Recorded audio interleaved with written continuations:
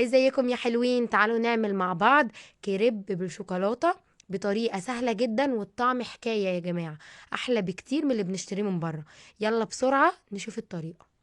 اول حاجة معايا كوباية ونص من اللبن، معايا بيضتين، هضيف برضو بيضتين، وهضيف معلقة صغيرة مليانة من الفانيليا السايلة. تمام كده، معلقتين كبار من السكر، وهبتدي اقلب كل المكونات كويس جدا. تمام. بعد بقى ما اكون اتاكدت ان انا قلبتهم كويس جدا كده بالمضرب اليدوي، مش محتاجين خلاط ولا مضرب كهربائي ولا اي حاجه، كله بالمضرب اليدوي على طول. هنخل بقى عليهم كده كوبايه ونص من الدقيق. تمام كده. ابتدي بقى انزل بقى الكميه كلها وانخلها. بعدها اضيف عليها رشه صغيره من الملح، واقلب كويس جدا. وطبعا هقلب لحد ما اوصل للقوام المظبوط، فممكن احتاج لبن، فمخليه نص كوبايه من اللبن على جنب، ان انا بضيفها لحد ما اوصل للقوام المظبوط ده. تمام كده. وضفت في الاخر معلقتين كبار من الزيت، واقلب بقى كويس جدا. وبكده الكريب يكون جاهز معايا.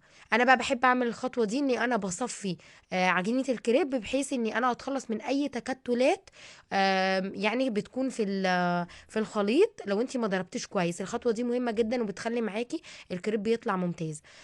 طيب انا ما ريحتش الكريب خالص، هبتدي ان انا اشتغل فيه على طول. طاسه سخنه جدا على النار متوسطه، وببتدي اني انا ادهنها دهنه بسيطه من الزيت، وبحط عجينه الكريب. اول ما انها بتتحرك من الطاسه، ببتدي اقلبها على الجهة التانية. تمام كده. تاني حاجة بالنسبة للمقادير لعجينة الكريب، أنا احتجت كوبايتين إلا ربع من اللبن على كوباية ونص من الدقيق.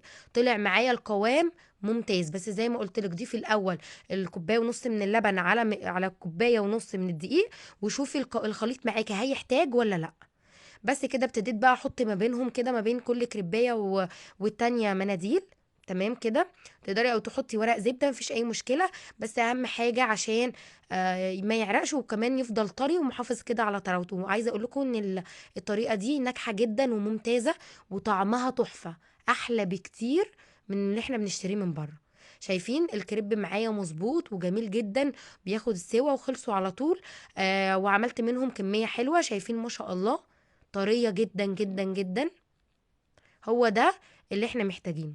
اول حاجة بقى ابتدي بقى اجيب الكريب، بعد ما خلاص خلصت الكمية، ببتدي ان انا اطبقه كده من الجنبين واحط شوكولاتة. تمام كده. وابتدي بقى احطها في طبق التقديم.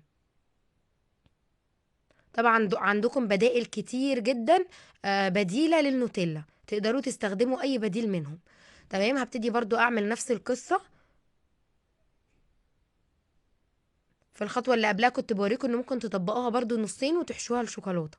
تمام كده. هبتدي بقى اعمل الكمية، وهنعمل طبعا برضو كريب بالشوكولاتة والموز، يعني اشهر كريب الناس كتير جدا بتحبه، اللي هو بالموز. فهنعمل برضو كريب بالموز، وهعمل برضو كريب بالشوكولاتة بس. كده خلاص. بصوا خلاص بقى، خلص بقى الكمية كده اللي انا بعملها. بقدم بقى، اعمل في الطبق كده الكمية حلو عشان تقدميها. وعايزه اقولك لو انتي سبتيه كده اصلا في علبه في التلاجة، بيبقى تحفه وجميل جدا، وتقدري تطلعيه بس في الميكرويف ثواني، وبيبقى جميل جدا وبيتقدم. هنا بقى عملت اللي بالموز كمان، هعمل اتنين بس بالموز. تمام كده. تقدري لو انتي عايزه تكتري مفيش اي مشكله، ممكن نحشيه بدائل تانية كتير، زي بديل اللوتس او حاجات دي، تقدري ان انتي برضو تستخدميها، مفيش اي مشكله، وتديكي نفس النتيجه، وهتبقى جميله جدا على حسب.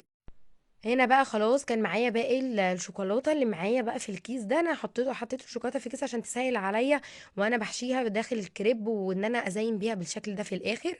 غرقوها بقى شوكليت يا جماعه، وطعمها تحفه خطير. احلى كريب حقيقي انا اكلته، اللي انا بعمله في البيت. ففعلا جربوا الطريقه دي، وهتاكلي احلى كريب عاملاه في البيت، واحلى بكتير من بره. وبخطوات سهله وبسيطه جدا عملنا حلو جميل. وبكده تكون خلصت وصفة النهاردة. بتمنى ان شاء الله يكون الفيديو عجبكم وعجبتكم الطريقة وتجربوها. وانتظروني ان شاء الله في فيديو جديد ووصفة جديدة. باي باي. سيبوني بقى مع الطبق ده عشان فعلا الطعم حوار. باي.